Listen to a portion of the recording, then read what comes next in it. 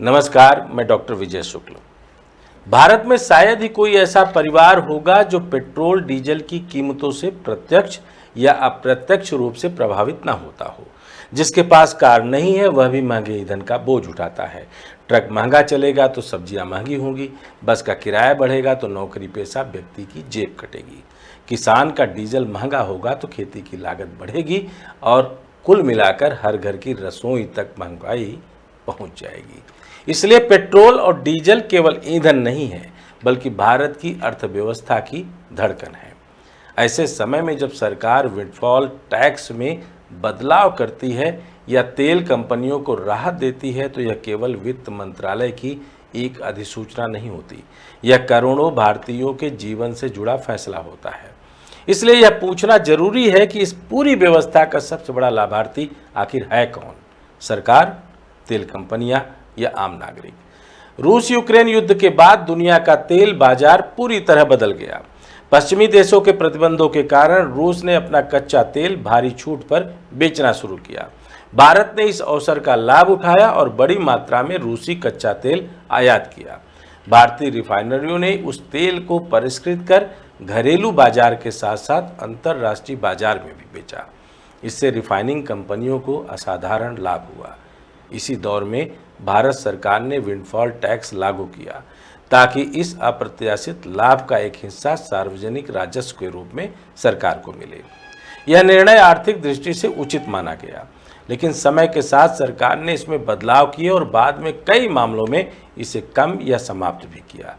सवाल यहीं से शुरू होता है, यदि उद्योगों को प्रतिस्पर्धी बनाए रखने के लिए टैक्स कम किया जा सकता है, तो क्या जनता को राहत देने के लिए भी उतनी ही तल्लीनता और तत्परता दिखाई जाती है? आंकड़े साफ बताते हैं कि पेट्रोलियम क्षेत्र आज भी सरकार के सबसे बड़े राजस्व स्रोतों में से एक है।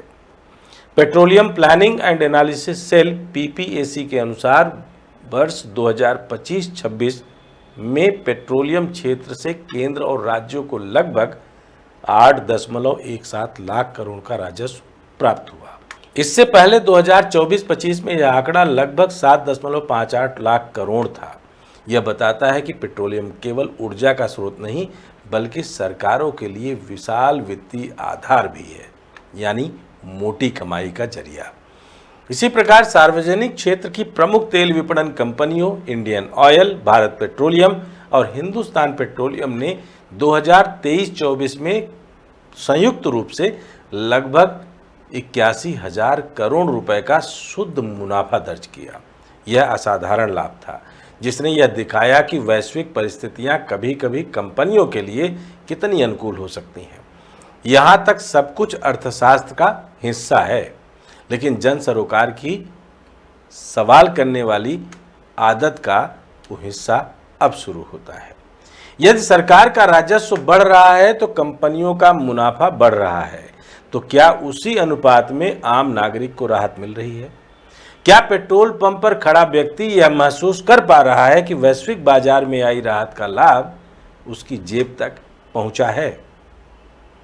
भारत अपनी आवश्यकता का लगभग 85% कच्चा तेल आयात करता है, इसलिए यह कहना सही होगा कि अंतर्राष्ट्रीय कीमतों का प्रभाव भारत पर पड़ता है, लेकिन यह पूरी सच्चाई नहीं है।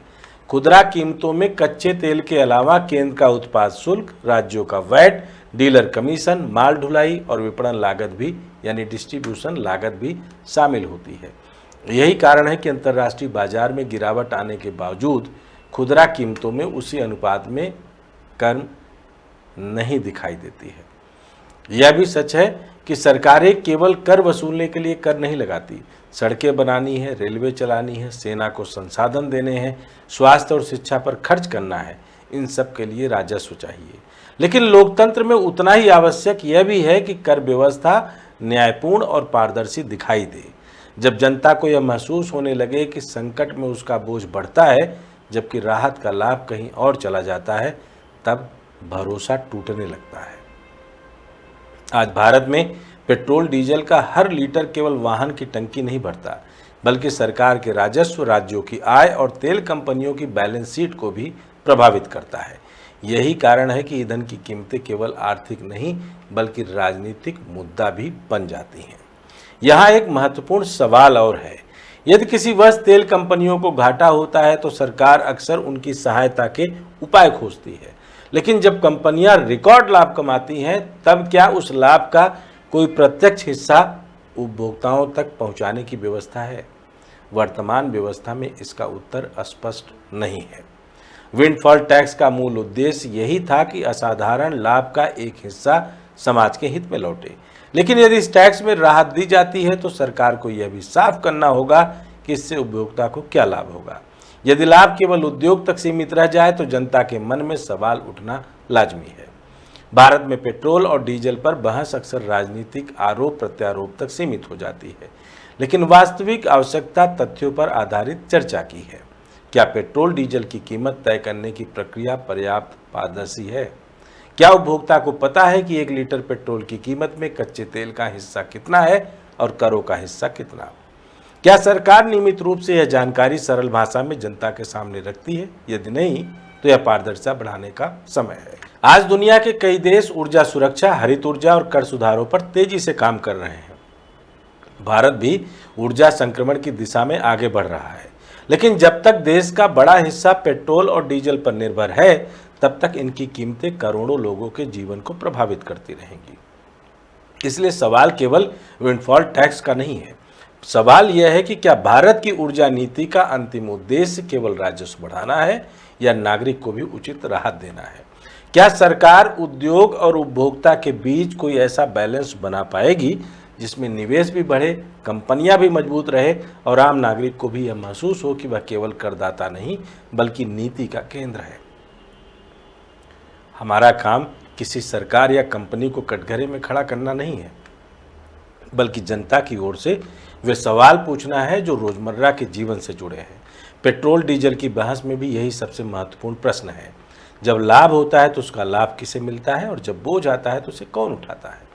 यदि इस प्रश्न का उत्तर केवल सरकारी खजाने और कॉरपोरेट मुनाफे तक सीमित रह गया तो असंतोष बढ़ेगा, लेकिन यदि नीति इस तरह बने कि उद्योग, सरकार और नागरिक तीनों का हित संतुलित हो तभी भारत की ऊर्जा नीति वास्तव में जनोन्मुखी कही जाएगी।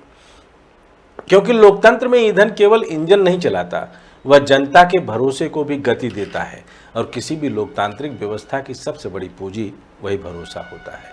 अगर आपको लगता है कि सरकार इस टैक्स के अपने क्रम को आगे जारी रखते हुए अभी भी तेल कंपनियों के मुनाफे की सोच रही है और अपने रेवेन्यू, अपने कमाई के साधन को बढ़ाने की सोच रही है, तो भी अपनी राय रखें। जय हिंद, जय भारत, वंदे मातरम।